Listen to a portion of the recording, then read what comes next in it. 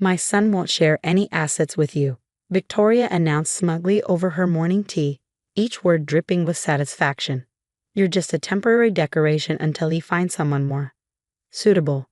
I kept arranging the flowers in the crystal vase, my hands steady despite the venom in her voice. My name is Olivia, and at 32, I was listening to my mother-in-law gleefully inform me that my 5-year marriage was nothing more than an extended audition for a role I'd never get to play. Marcus and I have discussed everything, she continued, clearly disappointed by my lack of reaction. The house, the investments, even this vacation property, it's all protected. You'll leave with exactly what you brought. Nothing. I placed the last rose in the vase, adjusting it until it was perfect. The irony of this conversation taking place in her beloved lakeside mansion wasn't lost on me. If only she knew what I discovered in her husband's old study 3 months ago. That's interesting, I said quietly, meeting her gaze. Does Marcus know about the debt on this property? Victoria's teacup clattered against its saucer. What are you talking about? The second mortgage you took out last year, the one that's 3 months overdue. Her face paled slightly before she recovered. You're delusional. This house has been paid off for years. I smiled, remembering the stack of unopened bills I'd found while cleaning her husband's study after his passing. Victoria had always been careless with money, hiding her shopping sprees and gambling debts from her family. Her husband had covered for her for years, but his death had left her vulnerable and desperate. The bank called yesterday, I said, keeping my voice neutral. They're planning to foreclose next month. That's impossible. Victoria stood up, her composure cracking. I would know if you'd been opening your mail or checking your accounts. I picked up my purse. You might want to start. I hear there's a buyer interested in acquiring foreclosed properties in this area. I left her standing there, her face a mix of fury and fear. What she didn't know was that I'd spent the last 3 months preparing for this moment. My anonymous holding company, funded by my own successful interior design business, the one she always mocked as a cute hobby, was positioned to buy the property the moment it went into foreclosure. Victoria had never bothered to learn anything about me beyond the fact that I'd grown up in a middle-class family. She didn't know about my business degree, my thriving company, or the fact that I'd been quietly building my own empire while she dismissed me as a gold digger. The real shock came later that evening when Marcus came home. I was in our kitchen preparing dinner when he dropped the bomb. Olivia, we need to talk, he said, his tone serious. Mother told me you've been snooping through private family documents. I turned from the stove, studying my husband's face. The man I'd loved for 5 years looked like a stranger, his features hardened by his mother's influence. Is that what she told you? I asked, wiping my hands on a towel. Did she mention the foreclosure notice? Marcus waved dismissively. Mother says you're making things up, creating drama because you're insecure about your position in this family. My position? I couldn't help but laugh. You mean the position where I'm just a temporary decoration? His face flushed. She told you about our conversation. She did. I kept my voice steady. She also mentioned that you've been planning to protect all the assets from me.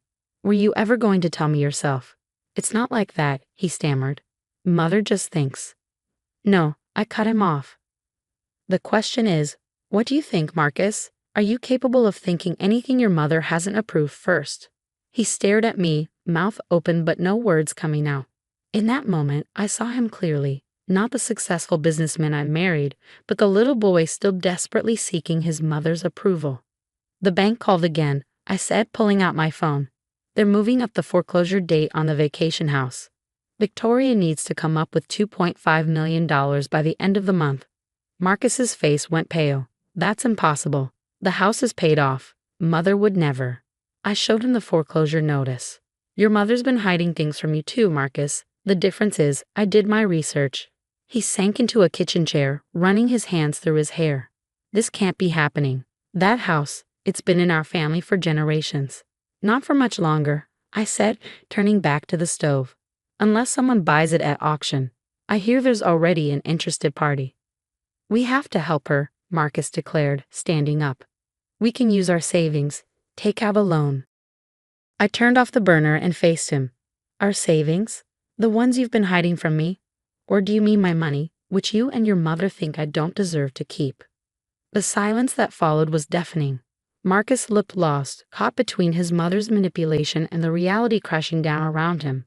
I need to go talk to her, he finally said, heading for the door.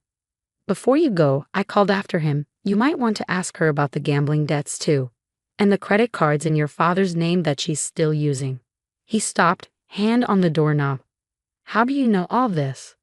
Because unlike you and Victoria, I don't underestimate people just because they don't come from money. I met his gaze steadily. Your father knew about everything. He left me a letter before he died, along with all the documentation. He knew someone would need to protect this family from your mother's secrets eventually. Marcus left without another word, but I knew this was just the beginning. Victoria's carefully constructed world was about to crumble, and she had no idea that the person she dismissed as nothing was about to become her worst nightmare. I picked up my phone and dialed my lawyer's number. It was time to set the next phase of my plan in motion. Victoria wanted to play games with family assets. She was about to learn that she wasn't the only one who knew how to play. The next morning, Victoria's perfectly manicured facade began to crack. I watched from my office window as she stormed up our driveway, waving papers frantically. Marcus had spent the night at her house, presumably dealing with the aftermath of my revelations. You, she shrieked the moment I opened the door. What have you done? I stepped aside, letting her enter. Would you like some tea, Victoria? You seem upset. Don't play innocent with me, she spat, throwing a stack of bank notices onto my coffee table. The bank says there's an anonymous buyer. It's you, isn't it? You're trying to steal our family property. I sat down calmly, crossing my legs. I thought you said the house was paid off. Isn't that what you told Marcus? Her face contorted with rage. You had no right to go through Gerald's papers. Those were private family matters. Your late husband gave me those papers, I corrected her, along with a very detailed letter about your gambling habits and shopping addictions. He was worried about what would happen to the family after he was gone. Victoria sank into the armchair, her bravado deflating slightly. Gerald would never. But he did, I interrupted, pulling out an envelope from my desk. He knew you'd never accept me, that you tried to turn Marcus against me. He also knew about the money you've been borrowing against the vacation house. I handed her the letter. Her hands trembled as she read her late husband's words, his elegant handwriting detailing years of financial cover-ups and manipulation. Why didn't he ever say anything? She whispered, more to herself than to me. Because he loved you, I said simply. He spent years protecting you from yourself. But he knew it couldn't last forever. Victoria's eyes narrowed. So what now? You'll use this to blackmail us? Force Marcus to sign over assets to you? I couldn't help but laugh. Victoria, I don't want your money. I have my own. What I want is for you to understand something. I'm not the gold digger you think I am. I'm not here to steal your family's wealth. I'm here because I love your son, even if he can't stand up to you. Just then, Marcus walked in. He looked exhausted, his usually immaculate appearance disheveled. He stopped short when he saw us. Mother, what are you doing here? Your wife, Victoria began, but I cut her off. I was just explaining to Victoria about the buyer interested in the vacation house, I said smoothly. Meridian Holdings has made a very generous offer, considering the circumstances. Marcus frowned. Meridian Holdings? I've never heard of them. They're new, I explained, but they're willing to clear the debt and allow the current occupant to remain as a tenant, if certain conditions are met. Victoria's head snapped up. What conditions? I stood walking to the window. Full disclosure of all financial dealings to Marcus. No more hidden debts, no more secret gambling. And I turned to face them both. A public apology for the ways you've treated me over the years. This is blackmail, Victoria hissed. No, I corrected her. This is a chance for redemption. Gerald wanted this family to heal, not tear itself apart over money and pride. Marcus stepped forward, looking between his mother and me. The company, Meridian Holdings. It's yours, isn't it? I met his gaze steadily.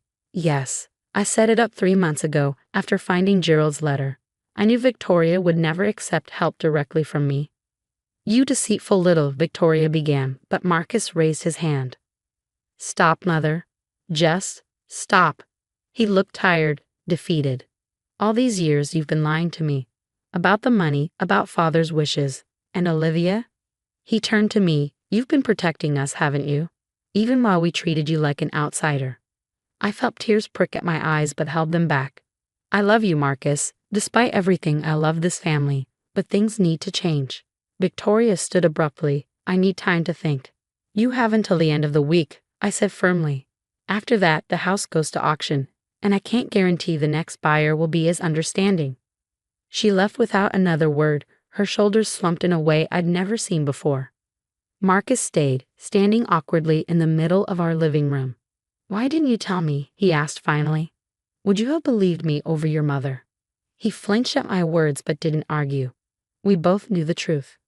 I found Dad's letter in my office this morning, he said quietly. He explained everything. About Mother's gambling, the loans, how he'd been covering for her for years. He looked at me with new eyes. He also wrote about you, how you were the daughter he never had, how he trusted you to do what was right for this family. I felt my composure crack slightly. Gerald had been the only one who'd ever truly accepted me, who'd seen past my background to who I really was. I'm so sorry, Olivia, Marcus continued, stepping closer. I've been blind, weak. I let Mother control everything, including how I treated the person I love most in this world.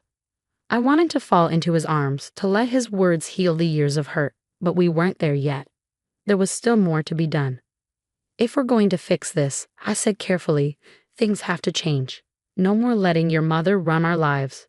No more secrets about money or property. We either become true partners, or we end it, he finished. I understand. And I choose you, Olivia. I should have chosen you all along. He reached for my hand, and this time, I let him take it. It wasn't a perfect resolution. There were still conversations to be had, trust to rebuild. But it was a start. As we stood there, I thought about the vacation house by the lake, about Gerald's letter, and about the long road ahead. Victoria might never fully accept me, but she would learn to respect me. And maybe, just maybe, this family could heal after all. A week later, I sat in my lawyer's office, watching Victoria read through the Meridian Holdings contract.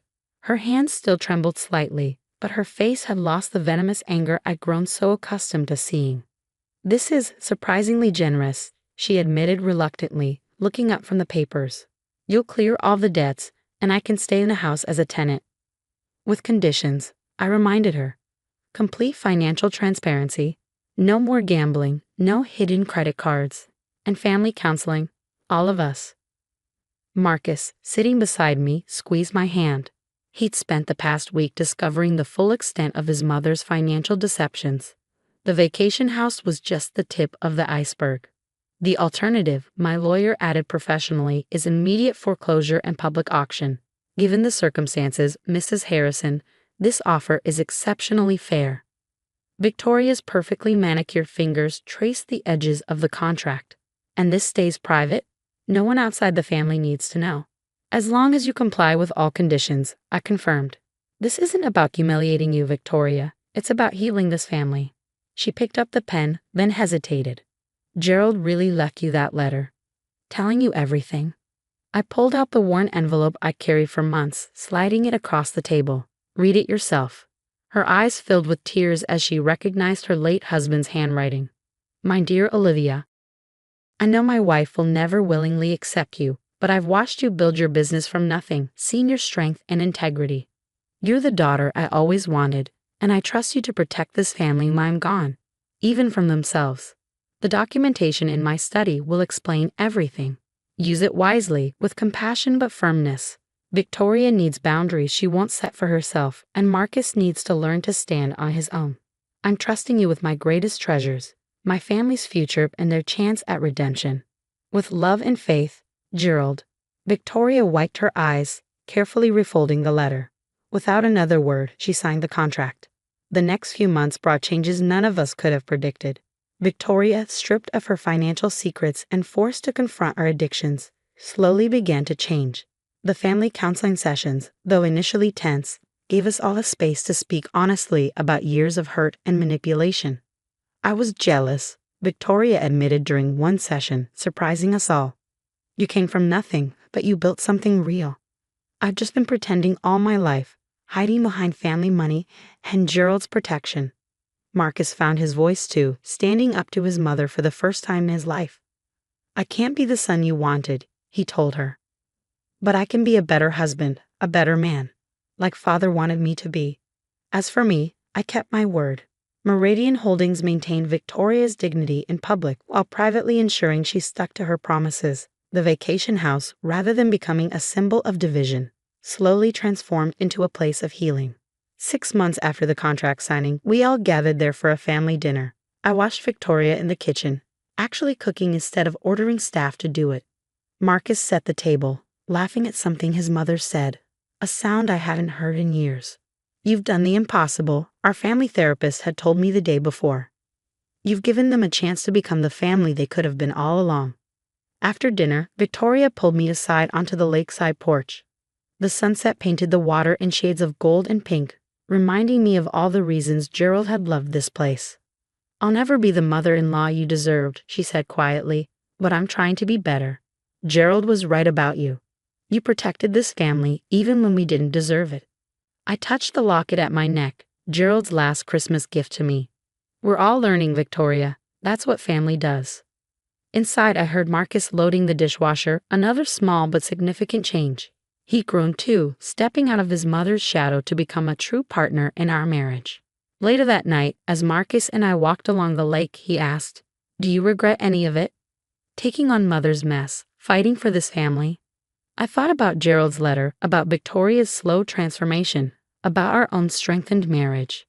"No," I said honestly. "Your father saw something in this family worth saving. He was right." Marcus stopped, pulling me into his arms. "He was right about you too. You're the strongest person I know, Olivia. Thank you for not giving up on us."